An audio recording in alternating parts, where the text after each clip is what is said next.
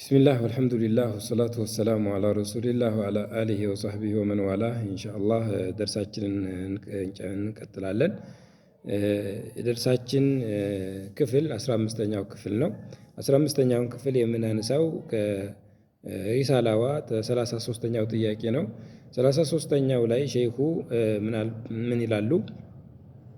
هل يجوز الحلف بغير الله ከአላህ ሱብሓነሁ ወተዓላ ውጭ ባለ አካል መማል ይቻላልን ይላሉ። ለዛው መልስ ሲሰጡ لا يجوز الحلف إلا بالله በአላህ ሱብሓነሁ ወተዓላ እንጂ ከሱ ውጭ ባለ አካል መማል አይቻልም የሚል መልስ ነው የሰጡት። ለዚህም ማረጋገጫው የቁርአን አንቀጽ ሱረቱ ተጋቡን አንቀጽ 7 ላይ ምን ይላል? ቁል በላ ወረቢ ለቱብዓቱነ በል እንዴት አትቀሰቀሳላችሁ እንጂ ወረቢ በጌታዬ ይሁንብኝ ለቱብዓቱነ ትቀሰቀሳላችሁ፣ ከዛም የሰራችሁት ስራ ይነገራችኋል፣ ከዛም ውጤታችሁ ይሰጣችኋል በላቸው ብሎ ሲል ሙቶ መነሳትን የማያምኑ ለሆኑ ሰዎች ተምሎ ሲነገራቸው እንዳምኑ ለማድረግ መማል ደግሞ ታለበት የሚማለው በአላህ ሱብሓነሁ ወተዓላ ብቻ እንደሆነ ለማሳየት ወረቢ ብለህ ንገራቸው ብሎ አላህ ሱብሓነሁ ወተዓላ ያዛል ማለት ነው። ነቢዩም ዓለይሂ ሰላቱ ወሰላም በሐዲሳቸው ኢማሙ አሕመድ ሶሒህ በሆነ ሐዲስ ባስተላለፉት መን ሐለፈ ቢገይሪላሂ ፈቀድ አሽረክ ከአላህ ሱብሓነሁ ወተዓላ ውጭ ባለ አካል የማለ በእርግጥም አጋራ ብለው አልሐልፍ ቢገይሪላህ ከአላህ ሱብሓነሁ ወተዓላ ውጭ ባለ አካል መማልን ሽርክ ብለው ጠርተውታል ማለት ነው። ይህ ሐዲስ ይህን የቁርአን አንቀጽ የበለጠ ይገልጸዋል፣ ያብራራዋል።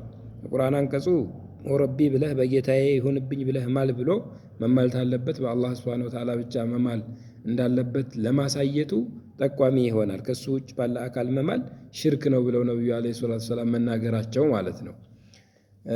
ስለዚህ በመላእክትም ይሁን በነብይም ይሁን በሌላም ነገር መማል አይቻልም። አንዳንድ ሰዎች ነብዩን ወደድናቸው በሚል መንገድ ወይም ሰበብ በነብዩ ሲምሉ ይታያሉ። ወይም በካዕባ ሲምሉ ወይም በአባታቸው በእናታቸው ወይም በአባታቸውና በእናታቸው ሞት ወይም በሆነ ነገራቸው ምናምን ሲምሉ ይታያል። ይሄ ነገር ሁሉ ገይሩላህ ነው፣ ከአላህ ሱብሓነሁ ወተዓላ ውጭ ያለ ነገር የሚባል ነው። ከአላህ ሱብሓነሁ ወተዓላ ውጭ ባለ አካል የማለ ሰው ደግሞ በእርግጥ ማጋራ ሲሉ ነው ነቢያችን ሰለላሁ ዐለይሂ ወሰለም የተናገሩት። ስለዚህ እውን ትክክለኛ ሙስሊሞች ከሆነ እውን ቁርአንና ሐዲስ የሚገዛንና ለሱ እጅ የምንነሳ ከሆነ ይሄን ነው መከተል ያለብን ማለት ነው። ይሄ ማለት በነብዩ አትማሉ፣ በመላእክት አትማሉ፣ በካዕባ አትማሉ፣ በወልዮች አትማሉ፣ በሼኾች አትማሉ ሲባል ሼኾችን ማራከስ፣ ነብዮችን ማራከስ፣ መላእክቶችን ማራከስ ማለት አይደለም። ሰዎች ይሄ እንደዚህ የሚመስላቸው ነገር አለ። ይሄ ሊጣራ የሚገባው የሆነ የተቀላቀለ የሆነ ነገር አለ። በመውደድ ስም የፈጣሪን ጽንሰ ሐሳብ ወይም ደግሞ ለፈጣሪ የሚገባውን ማንነት ለነዛ ወደድናቸው ለምንላቸው ሰዎች የማላከክና የመስጠት ሁኔታዎች ተቀላቅለው ያሉ ነገራቶች አሉ። ሰዎች የሚረዱት በሼኾች ሲምሉ፣ ሰዎች የሚረዱት በነብዩ ሲምሉ መውደዳቸውን እየገለጹ ነው። በቃ ጥሩ ነገር ነው ብለው ሊያስቡት ይችላሉ። የውደታ መገለጫ ይሄ አይደለም። በተለይ አላህ ሱብሓነሁ ወተዓላ ጋር የሚያጣላ የሆነን ነገር በመስራት ወደ አላህ መቀራረብም ሆነ ወደ ሰዎች መቀራረብ አይቻልም። ፈጽሞ እንኳን ወደ ሰዎች ይቅርና ወደ አላህ መቀራረቢያ ነው ተብሎ የሚባል እንኳን ነገር ቢሆን ሊፈጽሞ አይፈቀድም ማለት ነው። በጎን አላህ የሚጠላው ነገር መሆኑ እየታወቀ አላህ የማይወደው ነገር መሆኑ እየታወቀ ወደ እሱ መቃረቢያ ነው ተብሎ ሊያዝ ፈጽሞ አይገባውምና የማማላችንን ጉዳይ ጥንቃቄ ልናደርግበት ይገባል። አላህ ሱብሓነሁ ወተዓላ በተከበረው ቃሉ ወሕፈዙ አይማነኩም መሐላዎቻችሁን ጠብቁ ይላል። ምን ማለት ነው? መሐላዎቻችሁን ጠብቁ ማለት መሐላዎቻችሁን ጠብቁ ዝም ብሎ ለሆነ ላልሆነ ነገር አታባክኑት፣ ለሆነ ላልሆነ ነገር አትማሉ፣ አታራክሱ ማለት ነው። ስለዚህ መሐላ በሚያስፈልግ ጊዜ ብቻ የግድ ያለ መሐላ ሰዎች ሊያምኑት አልቻሉ ነው ብለን ታላመን በስተቀረ ወደ መማል መሄድ የለብንም ማለት ነው። መሐላ ማብዛት በራሱ በሐቅ ነገር እንኳን ቢሆን በእውነት ነገር እንኳን ቢሆን አግባብነት የለውም፣ ማራከስን ያመጣል። ስለዚህ ወሕፈዙ አይማነኩም መሐላዎቻችሁን ጠብቁ አይላ ተክሲሩ ልሐልፈ መማልን አታብዙ ሊሆን ይችላል። ወይም ወሕፈዙ አይማነኩም መሐላዎቻችሁን ጠብቁ በውሸት እንዳትምሉ ማለት ሊሆን ይችላል። በውሸት ተመማል ጠብቁ በእውነት እንጂ በውሸት እንዳትምሉ ማለት ነው። መሐላዎቻችሁን ጠብቁ በአላህ ሱብሓነሁ ወተዓላ ውጭ ባለ አካል አትማሉ፣ በአላህ ብቻ እንጂ ከአላህ ሱብሓነሁ ወተዓላ ውጭ ባለ አካል በመማል መሐላዎቻችሁን አታራክሱ፣ ይልቁንም ጥበቃ አድርጉላቸው። ምን መሆን አለበት? ጥበቃ ስናደርግ ያላስፈላጊ ነገር መማል የለብንም። ተማልን ደግሞ በእውነት እንጂ በውሸት መማል የለብንም። ተማልን ደግሞ በአላህ እንጂ ከአላህ ውጭ ባለ አካል መማል የለብንም።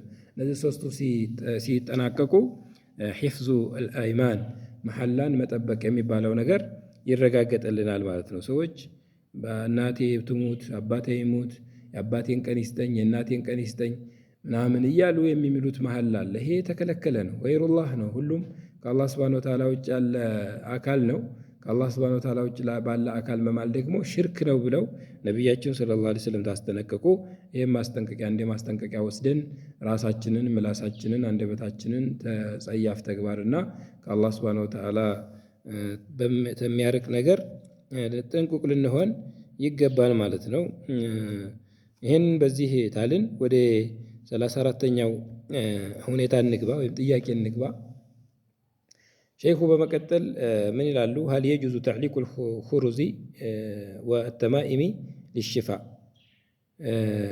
ይሄ ቋጠሮ የሚባል ነገር አለ። ቋጠሮ ማንጠልጠል፣ ሒርዝ የሚባል ነገር አለ። ሰዎች ሒርዝ ብለው የሚጠሩት የሙስባሃ ሊሆን ይችላል ወይም የሌላ የቋጠሮ አይነት። እሱን ማንጠልጠል ፈውስ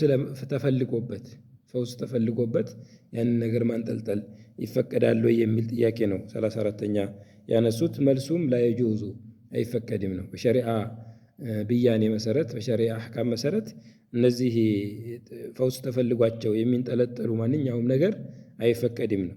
ተዕሊቁ ሊአነሁ ሚነ ሽርክ ተሽርክ ነው የሚሆነው። ለምን? ይሄ ሲጀመር መሰረቱም ተጥንቆላ ወይም ደግሞ ተሲሕር ተመሳሰሉ ነገሮች ተደጋሚዎች በኩል የሚመጣ ነገር ሊሆን ይችላል። እንደገናም ደግሞ ስበብ ያልሆነን ነገር ስበብ ማድረግ የሚባል ነገርም አብሮት የሚመጣ ነገር ነው።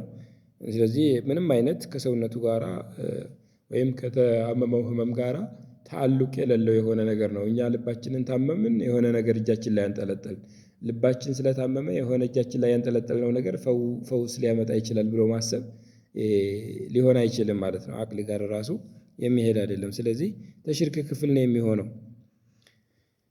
ይህንም በተመለከተ የቁርአን ማስረጃ ሲያመጡ ሱረቱል አንዓም አንቀጽ 17 ላይ አላህ ሱብሓነሁ ወተዓላ ምን ይላል? ወኢየምሰስከ አላሁ ቢዱሪን፣ አላህ በጉዳት ወይም በመጥፎ ነገር ቢያስነካህ፣ ያው ዳሩ ወናፊ ጠቃሚውን ጎጁም አላህ ሱብሓነሁ ወተዓላ ነው። ሌላ ሊያሳምምህ የሚችል ሌላ የሆነ አደጋ ሊያመጣብህ የሚችል አቅም ያለው አላህ ሳይሻ አላህ ሳይፈልግ ማንም የለም። አላህ ፈልጎትና ወይም ደግሞ ፈቅዶት ነው ያ ነገር ከሰዎችም በኩል ከሰማይም በኩል መጥቶ የሚያጠቃህ ነገር የአላህ ሱብሓነሁ ወተዓላ ፍቃድ ኖሮበት እንጂ እሱ ሳይፈቅደው አይሆንም እያለ አላህ እየወሰነ ውሳኔውን ነቅፎና ገፎ ይመጣል ተብሎ የሚታሰብ አይደለም ማለት ነው። ስለዚህ ሐቂቃ ጉዳትም ወደኛ ተደረሰ ከአላህ ሱብሓነሁ ወተዓላ ውሳኔ የሆነ መሆኑን ስንረዳ ያው የአላህ ነው የሚሆነው። ግን ያ ጉዳቱን የሚያመጣው ሆነ ብሎ አይደለም አላህ ሱብሓነሁ ወተዓላ። የራሳችን ወንጀል ሰበቡ ከሆነ ያን ሰበቡን በማየት ደግሞ ጉዳት ከአላህ ሱብሓነሁ ወተዓላ በኩል አልመጣም፣ የጉዳቱ መንስኤ ራሳችን ነን ብለን ልንናገር እንችላለን። ወኢየምሰስከ አላሁ ቢዱሪን፣ ለማንኛውም አላህ ሱብሓነሁ ወተዓላ በሆነ መጥፎ ነገር እንዲነካህ ቢያደርግ ፈላ ካሽፈ ለሁ ኢላሁ፣ እሱ እንጂ ሌላ ሊያስወግደው የሚችል ማንም የለም ይላል አላህ ሱብሓነሁ ወተዓላ። ይኸው አላህ ካላስወገደልን በስተቀር የፈለግከውን ያክል ብታንጠለጥል፣ ብታስር፣ በአንገትህ ላይ ብታብት፣ በእጅህ ላይ ብትቋጥር፣ የፈለግከውን ያክል ብታደርግ ምንም አይነት ፈውሱ ሊመጣ አይችልም ማለት ነው። ምክንያቱም ፈዋሹ አላህ ሱብሓነሁ ወተዓላ ነው፣ ጠቃሚው እሱ ነው። ፈውስ ደግሞ ጥቅም ነው። ጥቅምን የሚያመጣው ማን ነው? አላህ ነው። አላህ ታልጠቀመህና ጥቅምን ታላመጣልህ፣ ፈውስን ታላመጣልህ፣ ይሄ የገለልከው ነገር የቋጠርከው ነገር 100 ጊዜ ቋጥር የሚፈውስህ ነገር አንዳችም ሊኖር አይችልም። በዚህ ሙሉ ለሙሉ 100% ልባችን እምነታችን የተሟላ መሆን አለበት ማለት ነው። ይህን ታመን ደግሞ የሆነ ነገር ሰዎች ፈውስን ያመጣል እያሉ በሽርካቸውና በአስተሳሰባቸው የሚያመጧቸውን እንቶፈንቶዎች እኛ የእነሱን ተፈንቶዎች ማራገፊያ መሆን አንችልም፣ አንቀበልም ማለት ነው። ለምሳሌ አንድ ሰው የሆነ ጎማ ነገር ያስራል እጁ ላይ። ጎማ በራሱ ቀዝቃዛ ነው። እንዳውም አቅልየን ስታስበው ያ ጎማ እጃችን ላይ ሲያርፍ ቅዝቃዜ ይፈጥራል። ሰዎቹ ግን ለምን የሚጠቀሙት? ያንን ብርድ ይከላከልልናል ብለው ለብርድ መድኃኒት ነው ብለው ብርድ የሚያመጣ የሆነ ነገር ይጠቀማሉ። እንዴት አድርጎ ነው ብርድ ሊከላከል የሚችለው? ተበረደህ ጋቢ ልበስ፣ ብርድ ልብስ ልበስ፣ ተበረደህ ሹራብ አጥልቅ፣ በቃ خلاص። ይሄ ነው ስበብ። ከዚህ ውጭ ለቁርጥማን ወይም ደግሞ ለብርድ መከላከያ ነው እያልክ ቁርጥማን የሚያመጣና ብርድ የሚያመጣ የሆነ ነገር እጅህ ላይ የምታስር ጎማ ነገር የምታስር ከሆነ የመኪና ጎማ አንጠልጥለህ ለምን አትሄድም? ፈውሱን አታገኝም። ይልቁንም የበለጠ መበር ነው። ላተዚዱከ ኢላ ወህነን ህመምን እንጂ ሌላን አትጨምርልህም ብለው ነቢዩ ዓለይሂ ሰላቱ ወሰላም እንዳሉት ነው የሚሆነው ማለት ነው። ነቢዩም ዓለይሂ ሰላቱ ወሰላም በሐዲሳቸው ላይ እንዳስተማሩት መን ዓለቀ ተሚመተን ፈቀድ አሽረክ፣ ቋጠሮን ያንጠለጠለ ሰው ፈውስን ፈልጎበት ቋጠሮን ያንጠለጠለ አንገቱም ላይ ይቋጥረው፣ እጁም ላይ ይቋጥረው፣ በየትኛውም ቦታ ላይ ያድርገው፣ አዝመራ ላይ የሚቋጥረው፣ ቤትም ላይ ሰልቅሎ ያስቀምጠው ለሆነ ነገር መድኃኒት እያለ ሁሉም የሽርክ ክፍል ነው። ፈቀድ አሽረክ ነው ያሉት ነቢዩ ዓለይሂ ሰላቱ ወሰላም። በእርግጥም አጋርቷል። ያንን ጥቅሙን አላህ እንጂ የሚያመጣው መሆኑ እየታወቀ ከአላህ ሱብሓነሁ ወተዓላ ውጭ ያለ አካል ጥቅምን ያመጣል፣ ፈውስን ያመጣል። አላህ ባያመጣውም ከአላህ ሱብሓነሁ ወተዓላ ውጭ ያለ አካል ፈውስን ያመጣል፣ ጥቅምን ያመጣል ብሎ እያመነ ነው ማለት ነው። አላህ ሱብሓነሁ ወተዓላ ደግሞ ራሱን ሲጠቁም ወይም ደግሞ ሲገልጽ ወዷር ወናፊ፣ ጠቃሚና ጎጂ እሱ ብቻ እንደሆነ ወየምሰስከ ላሁ ቢዱሪን ፈላ ካሽፈ ለሁ ኢላ ሁ ወዩሪድከ ቢኸይሪን ፈላ ራደ ሊፈድሊሂ ብሎ ጠቃሚውም ጎጂውም እሱ ብቻ እንደሆነ እሱ ያልጠቀመውና እሱ ያልጎዳውን ደግሞ ማንም ከሱ ውጭ ሊጎዳው የሚችልና ሊጠቅም የሚችል እንደሌለም ጭምር እንድናምን ያደርጋል ማለት ነው። አተሚመቱ ማ ዩዓለቁ ሚነል ዐይን። ተሚማ ማለት በዋናነት ሰዎች የሚጠቀሙት ተሚማ የሚለውን ለዐይነናስ ተብሎ የሚንጠለጠል የሆነ ነገር ነው። ሰዎች ቡዳ እንዳይበላን ብለው ዐይነናስ እንዳያጠቃም ብለው የሚያንጠለጥሉት የሆነ ነገር ምን ይባላል? ተሚማ ተብሎ ይጠራል ማለት ነው። ሶሒሑን ረዋሁ አሕመድ። ይሄ ሐዲሱ ኢማሙ አሕመድ ዘግበውታል። ሐዲሱ ሶሒሕ ነው። ስለዚህ ይህን በተመለከተ ብዙ አይነት ማስረጃዎች አሉ፣ የቁርአን ሐዲስ። አላኩሊን ያው ተሚማ የሚንጠለጠሉ ነገሮች ሒርዝ የሚፈቀድ አይደለም፣ የሽርክ ክፍል ነው። ከፊል ዑለማዎች የሚቋጠረው ነገር የቁርአንና የዱዓ ከሆነ ወይም የሐዲስ ከሆነ ይፈቀዳል አይነት ነገር የተናገሩ የሰለፍ ዑለማዎች አሉ። ከፊሎቹ ደግሞ የትኛውም አይነት ቋጠሮ ቢሆን ክልክል ነው ያሉ ተሷሃባ ጨምሮ የሰለፍ ዑለማዎች አሉ። ስለዚህ የቁርአን የሆነው የሐዲስ የሆነውን በዑለማዎች መካከል ውዝግብ መኖሩ ያው እንዲታወቅ ለማለት ነው። ግን ቢሆንም ኺላፍ ቢኖርበትም መስአላው ውዝግብ ያስተናገደ ቢሆንም ራጅሑ ግን ማንጠልጠል አይቻልም ለሌላ ምክንያቶች ሲባል። ለምሳሌ ከነዛ ውስጥ ሰዎች አንድ ሰው የቁርአን ወይም የሐዲስ የሆነን ነገር አንጠልጥሎ ቢያዩት እሱ የሐዲስ ያንጠልጥል የሲሕር ወይም ደግሞ የጥንቆላ ያንጠልጥል የሚያውቁት ነገር ስለሌላቸው እነሱም በሚያውቁት መንገድ የጠንቋዮች ዘንድ ሄደው የሚንጠለጠል ነገር ሊፈልጉ ይችላሉ። የሽርክ የሆነውን የሚንጠለጠል ነገር ሊሰሩ ይችላሉና ለሐራም ነገር መዳረሻ ተሆነ ደግሞ አንድ ነገር አልወሲለቱ ለአሕካሙል መቃሲዲ ስለሆነ በሸሪዓችን ሁክም መሰረት መዳረሻው ግቡ ሐራም ነገር ላይ የሚያደርስ ከሆነ መንደርደሪያውም ሐራም ነው የሚሆነው። ምክንያቱም መለየት ስለማይችሉ ማለት ነው። ሌላው ይሄኛው መን ዓለቀ ተሚመተን የሚለው ሐዲስ አማ ነው።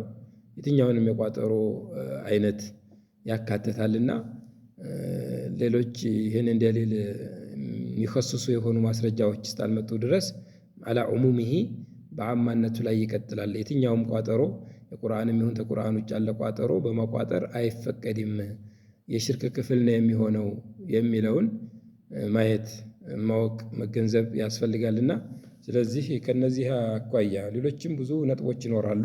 የተከለከለበት ዝርዝር ሁኔታዎች ቢዘረዘሩ ብዙ ነጥቦች ናቸው። ዞሮ እንደማይቻል ራጅህ እንደሆነ የቁርአን እንኳን ቢሆን እንደማይቻል የሐዲስ እንኳን ቢሆን እንደማይቻል ራጅህ እንደሆነ ይሄ አቋም ዑለማዎች በያን ያደርጋሉ ማለት ነው። ስለዚህ ይህንን በዚህ ወስደን የሚቋጠሩ ነገሮች በአጠቃላይ የሚታበቱ ነገሮች በአጠቃላይ የሚጠለቁ ሙስባሃዎች ነስር ለሚያስቸግረው ሰው ቀይ ሙስባሃ ማንጠልጠል እንዲሁም ደግሞ አጥንትና መሰል ነገር በእንጨት አዝመራው ላይ መትከል የመሳሰሉ ነገሮች ወይም የሆነ ጽሑፍ ጽፎ ያን ጽሑፍ እዛ ግድግዳው ላይ መለጠፍ ይከለከልልናል በሚል መንገድ ያው ማንጠልጠል ናቸው ሁላቸውም እና የተከለከሉ ነው የሚሆኑት። ይሄንን በዚህ ማወቅ አለብን ማለት ነው እንደ ሙስሊም።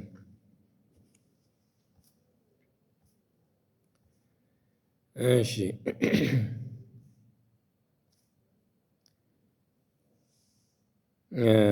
ኢንሻአላህ ያው ፕሮግራማችንን አጠር ለማድረግ የዛሬው የ15ኛው የትምህርት ክፍላችን ሁለቱን ጥያቄዎች በመዳሰስ ላይ የሚቋጭ ይሆናል።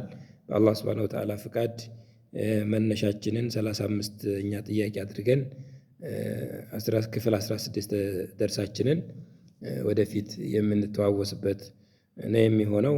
አላህ ሱብሓነሁ ወተዓላ በሰማነው ተጠቃሚዎች አድርገን። ሱብሓነከ አላሁመ ወቢሐምዲከ አሽሀዱ አን ላ ኢላሀ ኢላ አንተ አስተግፊሩከ ወአቱቡ ኢለይክ። ወሰላሙ ዓለይኩም ወረሕመቱላሂ ወበረካቱሁ።